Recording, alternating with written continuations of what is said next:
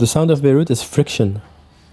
It's the friction of all these scenes and of all these egos and of all these people trying to come to terms with each other.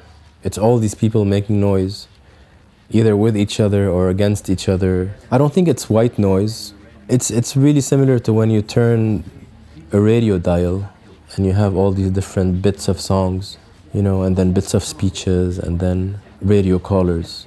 So you're switching your dial very fast and you have these different sounds coming at you. And you're trying to locate one that sounds more decent than the other.